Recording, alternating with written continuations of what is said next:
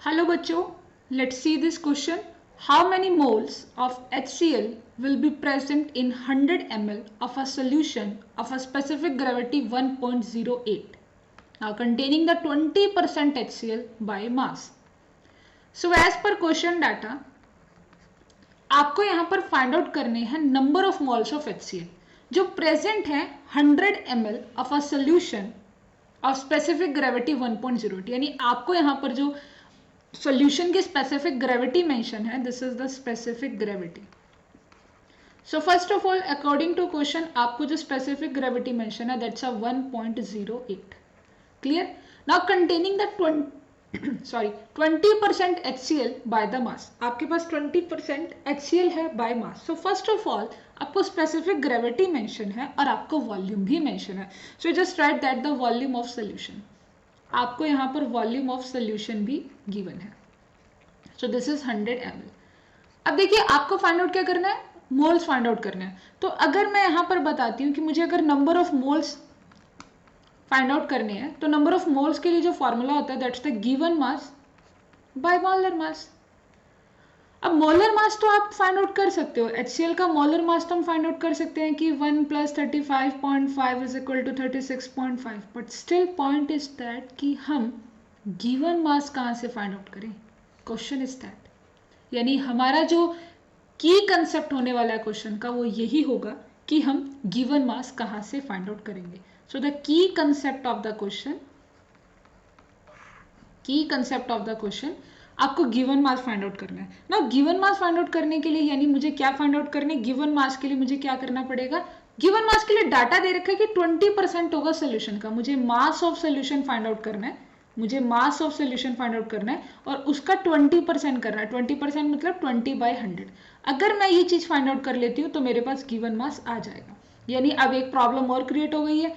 ठीक है, हम गिवन मास फाइंड आउट कर सकते हैं, हमें मास ऑफ सोल्यूशन पता होना चाहिए.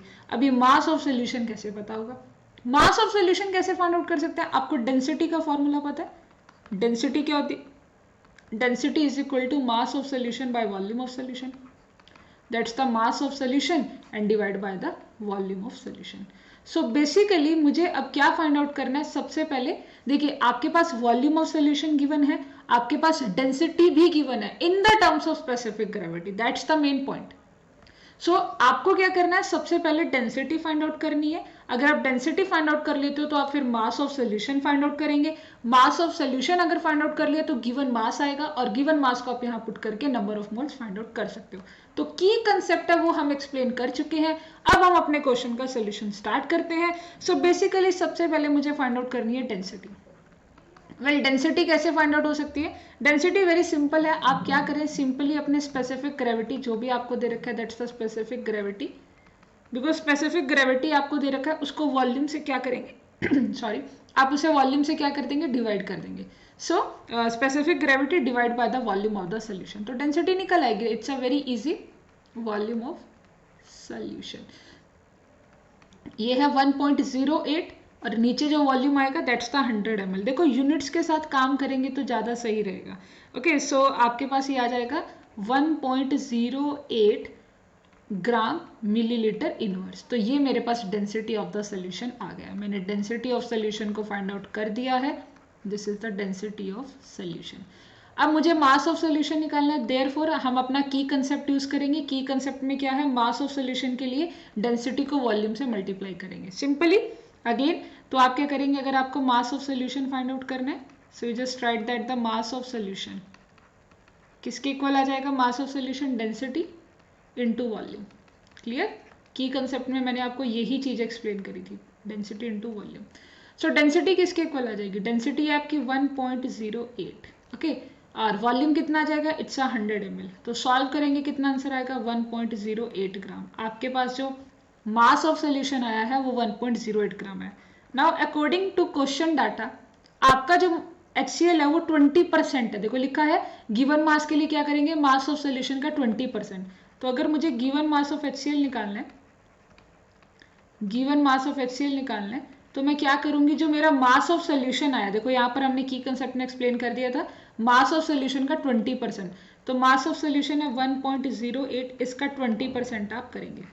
सो आपने इसका 20% किया जैसे ही आपने इसका 20% किया तो आपका आंसर आएगा 21.6 ग्राम। That's a 21.6 gram given mass आ गया। अब मुझे फाइंड आउट करना था लास्ट में कि number of moles find out करने थे। तो नंबर ऑफ मोल्स को कैसे फाइंड आउट करेंगे? Therefore number of moles, number of moles के लिए जो आपका फॉर्मूला होता है that's the given mass and divide by the molar mass. So given mass कितना है आपके पास? गिवन मास आपके पास अभी जस्ट हमने फाइंड आउट किया that's the 21.6 year. Given mass is 21.6, molar mass जो आपने निकाला दैट्स अ 36.5। अब आप इसे डिवाइड करेंगे तो आपका एग्जैक्टली आंसर 0.59 आएगा, या मैं ऐसा कह सकती हूँ कि नियरली इक्वल टू 0.6। तो हमारा 0.6 आंसर है। Let me check the option. या B option is correct, 0.60 moles is the correct option. Hope you understood it well. Thanks.